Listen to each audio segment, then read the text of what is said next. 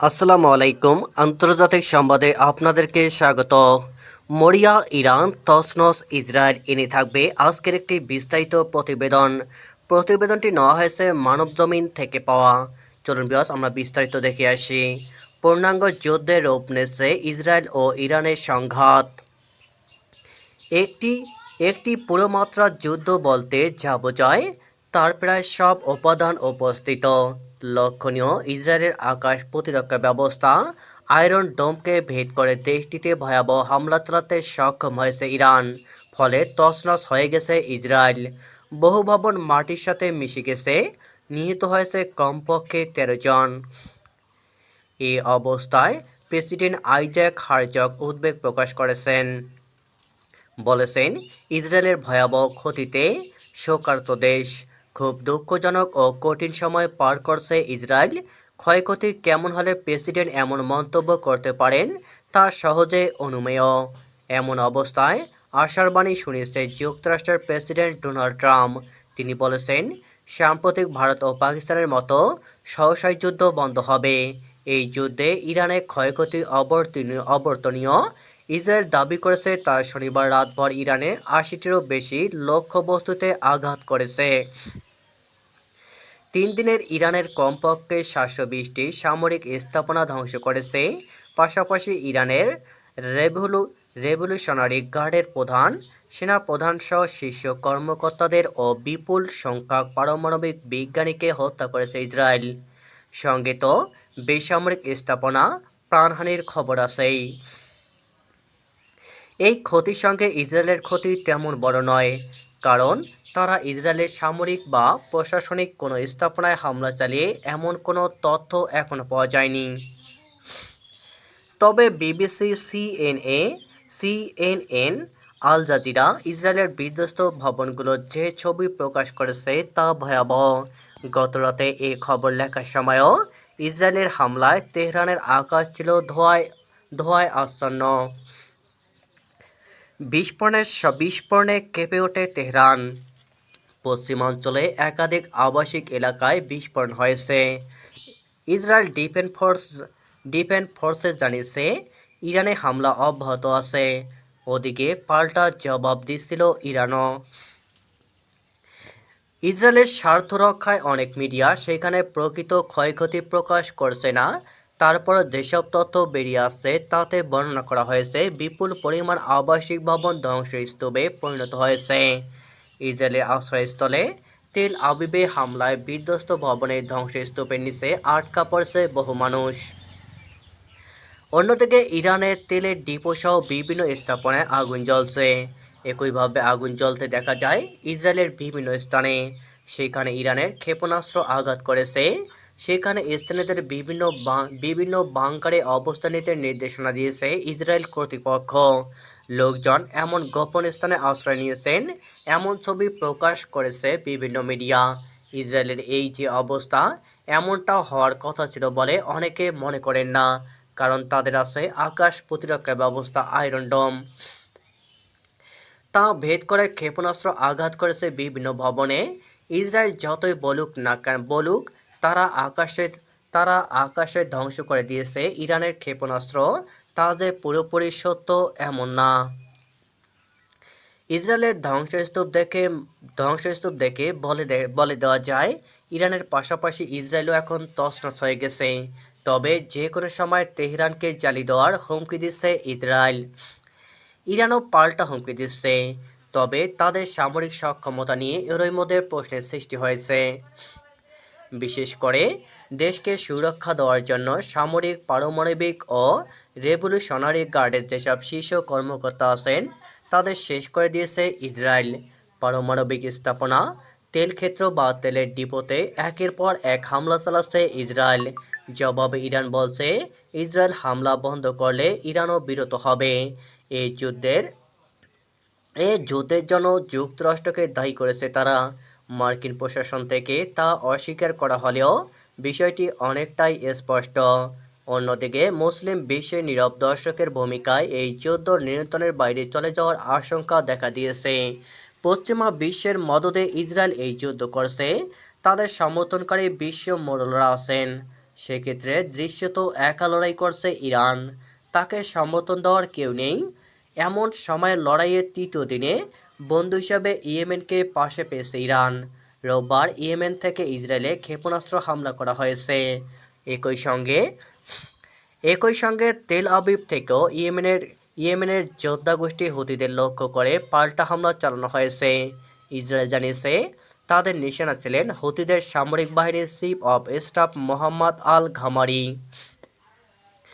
তবে তার কোনো ক্ষতি হওয়ার খবর পাওয়া যায়নি। এমন অবস্থায় একের পর এক পাল্টা হামলায় জ্বলছে ইরান ও ইসরায়েল। এর মধ্যে দৃশ্যত ক্ষয়ক্ষতি ইরানে বেশি, তবে ইসরায়েলেও কম নয়। সেখানে কমপক্ষে ১৩ জন নিহত হয়েছেন। আহতদের মধ্যে ৯ জনের অবস্থা আশঙ্কাজনক। ক্ষেপণাস্ত্র হামলায় ধসে পড়া ভবনের নিচে আটকা পড়ে আছে অনেক মানুষ। তাদের পরিণতি জানা যায়নি। গতকাল এই রিপোর্ট লেখা পর্যন্ত তাদেরকে উদ্ধারের চেষ্টা করেছিল ইসরায়েলি উদ্ধারকর্মীরা। শনিবার রাতে ইসরায়েলি ও ইরান উভয় হামলার পাল্টা হামলা তীব্র থেকে তীব্রতর করে তোলে। সংঘর্ষে ইতিমধ্যেই বহু মানুষের প্রাণহানি ঘটেছে এবং আঞ্চলিক নিরাপত্তা ব্যবস্থাও চরম অনিশ্চয়তায় পড়েছে। এই যুদ্ধ শুধু দুটি দেশের দ্বন্দ্ব নয়, এটি গোটা মুসলিম বিশ্ব, পশ্চিমা শক্তি এবং বৈশ্বিক কূটনৈতিক কাঠামোর জন্য এক ভয়াবহ চ্যালেঞ্জ হয়ে দাঁড়িয়েছে। এ নিয়ে বিশ্ব নেতার মধ্যে যৎসামান্য যে নড়াচড়া দেখা যাচ্ছে, তাতে এটা মনে রাখার কোনো কারণ নেই যে সহসাই বা কয়েকদিনের মধ্যে এই সংঘাত থেমে যাবে। হোয়াইট হাউস ও ইসরায়েলি কর্মকর্তাদের মতে এই লড়াই চলবে সপ্তাহের পর সপ্তাহ। ইসরায়েলের প্রধানমন্ত্রী বেনিয়ামিন নেতানিয়াহু এক ভিডিও বার্তায় হুঁশিয়ারি উচ্চারণ করেছেন। তিনি বলেছেন, আয়াতুল্লাহ আলী খামেনি এর শাসক গোষ্ঠী প্রতিটি স্থাপনা ও প্রতিটি টার্গেটে হামলা করছে ইসরায়েল। ইরানও পাল্টা হুমকি দিয়েছে। প্রেসিডেন্ট মাসুদ পেজেশকিয়ান বলেছেন, ইসরায়েল শত্রুতা অব্যাহত রাখলে তাদের হামলা আরও তীব্র হবে। ওদিকে ইসরায়েলি সেনাবাহিনী বলছে, ইরানের প্রতিরক্ষা মন্ত্রণালয়ের সদর দপ্তর সহ রাজধানী তেহরানে অনেক টার্গেটে ব্যাপক হামলা করেছে ইসরায়েলের বিমান বাহিনী। ইরানের বার্তা সংস্থা তাসনিম রিপোর্টে বলেছে, প্রশাসনিক ভবনের অল্প ক্ষতি হয়েছে। ইরানের দক্ষিণে সাউথ পাস প্রাকৃতিক গ্যাস ক্ষেত্র হামলা করেছে ইরান। এটি বিশ্বের সবচেয়ে বড় গ্যাস ক্ষেত্র। এছাড়া সাহারান তেল ডিপোতে হামলা করেছে তারা। এতে সেখানে দাউ দাউ করে আগুন জ্বলতে থাকে। হাইফায় অবস্থিত একটি তেল শোধনাগার আগুন জ্বলতে দেখা যায়। তবে পরিস্থিতি নিয়ন্ত্রণে আছে বলে দাবি করেছে তেহরানের তেল বিষয়ক মন্ত্রণালয়। ইসরায়েল দাবি করেছে তারা ইরানের সামরিক পারমাণবিক তেল ক্ষেত্রে হামলা করেছে, কিন্তু ইরানের স্বাস্থ্যমন্ত্রী মোহাম্মদ রেজা জাফরগান বলেছেন, ইসরায়েলের হামলায় নিহত ও আহতদের বেশিরভাগই নারী ও শিশু। এ বিষয়ে পরিষ্কার পরিসংখ্যান দেওয়া হয়নি। অন্যদিকে ইসরায়েলের বেসামরিক স্থাপনায় আঘাত করে সাধারণ নাগরিকদের হত্যার অভিযোগ এনেছে ইসরায়েল। সিএনএনের একটি টিম রোববার ইরানের হামলায় ধ্বংসযজ্ঞে পরিণত হওয়া ইসরায়েলের কেন্দ্রীয় অঞ্চল বাতিয়াম শহর পরিদর্শন করেন। স্থানীয় সময় শনিবার রাত ২:৩০টার দিকে সেখানে বৃষ্টির মতো ইরানের ক্ষেপণাস্ত্র আঘাত হানে। এতে বেশ কিছু আবাসিক ভবন ধ্বংসস্তূপে পরিণত হয়। সেখান থেকে মৃতদের উদ্ধার করা হয়েছে, বাকিরা আটকে ছিল। তাদেরকে উদ্ধারের চেষ্টা চলছিল। অন্যদিকে ইরানের পারমাণবিক, সামরিক ও প্রশাসনিক এলাকার কাছে অবস্থানকারী নাগরিকদের সরে যাওয়ার আহ্বান জানিয়েছে ইসরায়েল। আতঙ্কের রাজধানী তেহরানের মানুষ অন্যত্র সরে যাচ্ছিলেন। সিএনএনের খবরে বলা হয়, তারা উত্তরের ক্যাস্পিয়ান সাগরের দিকে অগ্রসর হচ্ছিলেন। এই অঞ্চলটি গ্রামীণ এবং প্রায় বিচ্ছিন্ন একটি এলাকা। অধিবাসীরা বলেছেন, এতে রাস্তায় প্রচণ্ড জ্যাম সৃষ্টি হয়, ফলে তাদের চলার গতি স্থির হয়ে পড়ে। নাম প্রকাশ করতে অস্বীকৃতি জানিয়ে একটি পরিবারের এক সদস্য বলেছেন, তিনি ছোট্ট ২ সন্তান ও প্রবীণ পিতামাতাকে নিয়ে সরে যাচ্ছেন। তার ভাষায়, আমি ঘর ছাড়তে চাই না, কিন্তু তাই বলে তো আমার ছোট্ট বাচ্চাকে এই অবস্থায় রাখতে পারি না। আমি আশা করি যুক্তরাষ্ট্র পদক্ষেপ নিলে এই দুটি দেশকে থামাতে পারবে। প্রেসিডেন্ট হারজগ, ভয়াবহ ক্ষতিতে শোকার্ত দেশ। খুব দুঃখজনক ও কঠিন সকাল পার করছে ইসরায়েল। ইসরায়েলের প্রেসিডেন্ট আইজ্যাক হারজগ বলেছেন, ইরানি ক্ষেপণাস্ত্র হামলায় কমপক্ষে ৮ জন নিহত এবং বহু মানুষ আহত হয়েছেন। এরপর দেশটি রোববার একটি খুব দুঃখজনক ও কঠিন সকাল পার করেছে। হারজক সামাজিক যোগাযোগ মাধ্যম এক্সে দেওয়া এক বার্তায় বলেছেন, তিনি এই হামলাকে অপরাধমূলক ইরানি হামলা হিসেবে বর্ণনা করেছেন। আহতদের দ্রুত সুস্থতা ও নিখোঁজদের নিরাপদে খুঁজে পাওয়ার জন্য প্রার্থনা করেছেন। এর আগে জানানো হয়েছিল, তেল আবিবের দক্ষিণে বাত ইয়াম শহরে হামলার পর অনেক মানুষ নিখোঁজ হয়েছে বলে ইসরায়েলি সংবাদ মাধ্যমগুলো জানায়। হারজাক বলেন, এই শোকের মুহূর্তে পুরো জাতি একসঙ্গে দাঁড়িয়ে আমরা আমাদের নাগরিকদের পাশে আছি, যারা আজ রোববার সকালে ভীষণ বেদনা ও ক্ষতির মধ্যে পড়েছে। ইরানের আকাশসীমা দখলের দাবি ইসরায়েলের আকাশ যুদ্ধবিমান দেখা যাবে, তেহরান জ্বলবে। ইরানের রাজধানী তেহরানের আকাশসীমার পূর্ণ নিয়ন্ত্রণ নেওয়ার দাবি করেছে ইসরায়েল। পাশাপাশি তারা হুঁশিয়ারি দিয়েছে, ইরান যদি আরও ক্ষেপণাস্ত্র ছড়ে তবে তেহরান জ্বলবে। ইসরায়েলি প্রতিরক্ষা মন্ত্রী ইসরায়েল কাটজের এই হুঁশিয়ারি এসেছে ইরানের পাল্টা ক্ষেপণাস্ত্র হামলার প্রেক্ষিতে। উল্লেখ্য, ইরানের সর্বশেষ হামলার ভয়াবহতা খুব গভীর। শনিবার দিবাগত রাতে ইরানের নতুন ধরনের হাজ ক্ষেপণাস্ত্র হামলার পর ক্ষয়ক্ষতি ও প্রাণহানিতে বিবৃতি দিতে বাধ্য হয়েছেন ইসরায়েলি প্রেসিডেন্ট আইজ্যাক হারজগ। তিনি বলেছেন, ভয়াবহ ক্ষতিতে শোকার্ত তার দেশ। রবিবার সকালের কথা উল্লেখ করে বলেছেন, খুব দুঃখজনক ও কঠিন সকাল পার করছে ইসরায়েল। ওদিকে লন্ডনের প্রভাবশালী অনলাইন গার্ডিয়ানের এক রিপোর্টে বলেছে, ইসরায়েলি প্রতিরক্ষা বাহিনী আইডিএফ শনিবার সকালের দিকে তেহরানের আশপাশ এলাকা প্রতিরক্ষা ব্যবস্থার উপর ব্যাপক হামলা চালিয়েছে এবং তারা জানায় তারা আকাশপথে সর্বোচ্চ শ্রেষ্ঠত্ব অর্জন করেছে। প্রধানমন্ত্রী বেনিয়ামিন নেতানিয়াহু ঘোষণা দেন, খুব শীঘ্রই তেহরানের আকাশে ইসরায়েলি যুদ্ধবিমান দেখা যাবে। এরপরে ইরানের কংখান বন্দরের একটি বিশাল গ্যাস শোধনাগারে বিস্ফোরণ ঘটে। ইরানি সংবাদ মাধ্যম দাবি করেছে এটি ইসরায়েলি ড্রোন হামলার ফল, যদিও ইসরায়েল তাৎক্ষণিক কোনো মন্তব্য করেনি। এর পাশাপাশি রোববার ভোরে নতুন করে উভয় পক্ষ হামলা চালায়। ইসরায়েল জানায় তারা তেহরানের সামরিক স্থাপনায় লক্ষ্য করে হামলা চালাচ্ছে। ইরান পাল্টা ক্ষেপণাস্ত্র ছোড়ে। এর কিছু অঞ্চলের প্রতিরক্ষা ব্যবস্থা ভেদ করে উত্তর ও মধ্যাঞ্চলে আঘাত হানে। তেহরানের শাহরান তেল ডিপো ও প্রতিরক্ষা মন্ত্রণালয় ভবনে হামলার খবর নিশ্চিত করেছে ইরানি রাষ্ট্রীয় সংবাদ মাধ্যম। একই সঙ্গে তেহরান সংলগ্ন একটি আবাসিক ভবনে আঘাতে অন্তত ৬০ জন নিহত হয়েছেন বলে দাবি করেছে ইরান। এর মধ্যে ২০ জন শিশু। ইসরায়েলি সেনাবাহিনী জানিয়েছে তারা এ পর্যন্ত ১৫০টিরও বেশি লক্ষ্যবস্তুতে শত শত বোমা ফেলেছে এবং ইরানের দুই শীর্ষ জেনারেল গোলাম রেজা মারহাবি ও মোহাম্মদ হোসেন বাঘেরিকে হত্যা করেছে। ইরানের প্রেসিডেন্ট মাসুদ পেজেশকিয়ান ঘোষণা দিয়েছেন, ইসরায়েলি হামলা চললে আরও কঠোর ও ধ্বংসাত্মক প্রতিক্রিয়া আসবে। নতুন রেভলিউশনারি গার্ডস কমান্ডার বলেছেন, আমরা নরকের দরজা খুলে দেব। ইরান স্পষ্ট জানিয়ে দিয়েছে, যুক্তরাষ্ট্র, ব্রিটেন বা ফ্রান্স যদি ইসরায়েলের সহায়তা ইরানের ড্রোন ও ক্ষেপণাস্ত্র ভূপাতিত করে, তবে তাদের ঘাঁটি ও নৌবাহিনীকেও লক্ষ্যবস্তু বানানো হবে।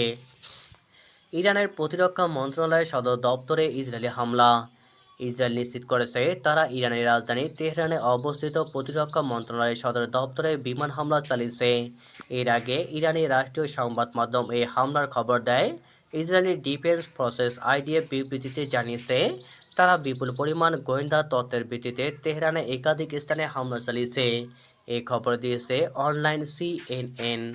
আইডিএফ বিবৃতিতে বলছে, লক্ষ্য বস্তুগুলোর মধ্যে ছিল ইরানি প্রতিরক্ষা মন্ত্রণালয়ের সদর দপ্তর, এসপিএনডি পারমাণবিক প্রকল্পের প্রধান কার্যালয় এবং আরও কিছু স্থান।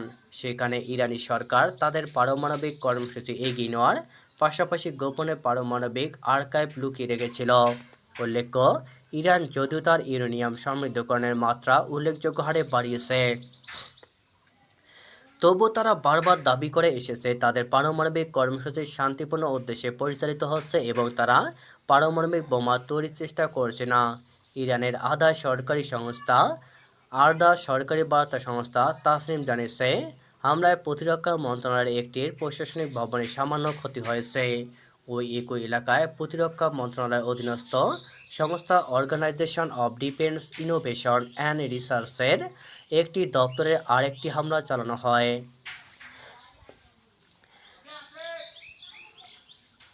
সামাজিক যোগাযোগ মাধ্যমে ছড়িয়ে পড়া এবং সিএনএনের জিওলোকেট করা কিছু ভিডিওতে দেখা গেছে হামলার পরপরই ওইসব এলাকা থেকে ধোঁয়া উঠছে। ইসরায়েল আক্রমণে ইরানের নতুন ক্ষেপণাস্ত্র কাসেম। ইরান দাবি করেছে ইসরায়েলের উপর হামলায় তারা নতুন ধরনের নির্দেশনাযুক্ত ব্যালিস্টিক ক্ষেপণাস্ত্র ব্যবহার করছে। ইরানের রাষ্ট্র সমর্থিত সংবাদ সংস্থা ফার্স জানিয়েছে শনিবার রাতভর হামলার সময় ইসরায়েলে কাসেম নামে গাইডেড ব্যালিস্টিক ক্ষেপণাস্ত্র নিক্ষেপ করা হয়েছে। এই খবর দিয়েছে অনলাইন সিএনএন। ইরানের প্রতিরক্ষামন্ত্রী জেনারেল আজিম নাসিরজাদে চারটা মে ইরানি টেলিভিশনে বলেন, এই নতুন ক্ষেপণাস্ত্র মার্কিন থার্ড প্রতিরক্ষা ব্যবস্থা প্যাট্রিয়ট ক্ষেপণাস্ত্র প্রতিরক্ষা এবং ইসরায়েলের অন্য প্রতিরক্ষা ব্যবস্থাকে পাশ কাটাতে সক্ষম। বার্তা সংস্থা তাসনিমের তথ্য অনুযায়ী এই ক্ষেপণাস্ত্রটি সলিড ফুয়েল চালিত। এটি ম্যানুভারেবল ওয়ারহেড দিয়ে সজ্জিত, যা মিসাইল ডিফেন্স সিস্টেম ভেদ করতে পারে। এতে উন্নত নেভিগেশন সিস্টেম রয়েছে, যা সুনির্দিষ্টভাবে লক্ষ্যবস্তুতে আঘাত হানতে সক্ষম এবং ইলেকট্রনিক যুদ্ধে প্রতিরোধ গড়ে তোলে। এই ক্ষেপণাস্ত্রটির নামকরণ করা হয়েছে কাসেম সোলেইমানির নামে। উল্লেখ্য, কাসেম সোলেইমানি ছিলেন ইরানের ইসলামিক রেভলিউশনারি গার্ড কোরের কুদস ফোর্সের প্রধান। 2020 সালে যুক্তরাষ্ট্রের এক হামলায় ইরাকে নিহত হন তিনি। তখনও মার্কিন প্রেসিডেন্ট ছিলেন ডোনাল্ড ট্রাম্প। ইরানের সামনে বিকল্প কি? পারমাণবিক অস্ত্র তৈরি। ইসরায়েলের হামলার জবাবে ইরান ভয়াবহ পাল্টা হামলা চালাতেও দৃশ্যত বড় কোনো অর্জন এখনও তাদের নেই। তারা ইসরায়েলের কোনো বড় সামরিক ঘাঁটি, সামরিক স্থাপনা বা সরকারি গুরুত্বপূর্ণ স্থাপনায় হামলা চালিয়েছে এমন কোনো খবর পাওয়া যায়নি। একই সঙ্গে তাদের যেমন শীর্ষ সামরিক কর্মকর্তা নিহত হয়েছেন, ইসরায়েলের তেমনটি ঘটেনি। তবে ইরানের হামলায় ভয়াবহ ক্ষতি হয়েছে ইসরায়েলের ক্রমশ চিত্র স্পষ্ট হচ্ছে। এমন অবস্থায় ইরানের সামনে বিকল্প কী তা নিয়ে সংশয় দেখা দিয়েছে। এ বিষয়ে যুক্তরাষ্ট্রের সাবেক পারমাণবিক কর্মসূচি বিষয়ক মধ্যস্থকারী অ্যালান আয়ার বলেন, ইরানের বিকল্প খুব অপ্রতুল এবং সংকুচিত। তারা অত্যন্ত সামান্য সামরিক প্রতিক্রিয়া দেখাতেই বাধ্য, কারণ এতে তাদের ঘরোয়া মর্যাদা রক্ষা হয়। তিনি ব্যাখ্যা করেন, ইসরায়েল এতটাই শক্তিশালী ও প্রস্তুত যে ইরান তেমন কোনো কৌশলগত ক্ষতি করতে পারছে না। ফলে ইসরায়েলের ওপর চাপ সৃষ্টি করে তাদের হামলা বন্ধ করানো প্রায় অসম্ভব। তিনি আরও বলেন, ইরান কূটনৈতিক পথ ব্যবহার করতে পারে, কিন্তু তাদের আন্তর্জাতিক মৃত্যুর সংখ্যা কম। আর ইসরায়েল বারবার প্রমাণ করেছে আন্তর্জাতিক মতামত উপেক্ষা করে তারা নিজের সামরিক লক্ষ্য পূরণে অটল।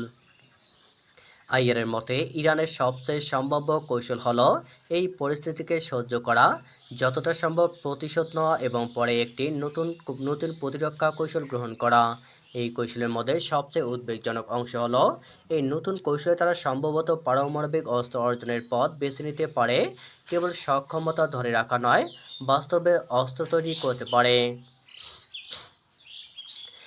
মার্কিন স্বার্থে হামলা চালালে ইরানকে অভাবনের শক্তিতে জবাব দেওয়া হবে। ট্রাম্প। যুক্তরাষ্ট্রের প্রেসিডেন্ট ডোনাল্ড ট্রাম্প বলেছেন, ইরান ও ইসরায়েল সংঘাতে যুক্তরাষ্ট্রের কোনো ভূমিকা নেই। সামাজিক মাধ্যম ট্রুথ সোশ্যালে দেওয়া এক পোস্টে ট্রাম্প বলেন, শনিবার দিবাগত রাতে ইরানের যেসব হামলা হয়েছে তাতে যুক্তরাষ্ট্রের কোনো সম্পৃক্ততা নেই। এদিকে ইরান আগে হুঁশিয়ারি দিয়েছে, যদি যুক্তরাষ্ট্র বা তার মিত্ররা ইসরায়েলকে সাহায্য করে তাহলে তার জবাব দেবে তেহরান। এই প্রেক্ষিতে ট্রাম্প বলেন, যদি আমাদের ওপর কোনোভাবে ইরান আক্রমণ চালায় তাহলে মার্কিন সশস্ত্র বাহিনী এমন শক্তি দিয়ে জবাব দেবে যা পৃথিবী এর আগে কখনো দেখেনি। তবে এর পাশাপাশি তিনি আশার বাণীও দিয়েছেন, বলেছেন, আমরা খুব সহজেই ইরান ও ইসরায়েলের মধ্যে একটা চুক্তি করাতে পারি এবং এই রক্তক্ষয়ী সংঘাতের অবসান ঘটাতে পারি। তার এই মন্তব্য ইরান ইসরায়েল উত্তেজনার মধ্যে যুক্তরাষ্ট্রের রাজনৈতিক অবস্থান ও ভবিষ্যৎ ভূমিকার ইঙ্গিত দেয়। ট্রাম্পের বক্তব্য এদিকে যেমন শক্তি ব্যবহারের হুঁশিয়ারি, অন্যদিকে তেমন শান্তিপূর্ণ সমাধানের সম্ভাবনাও তুলে ধরেছে।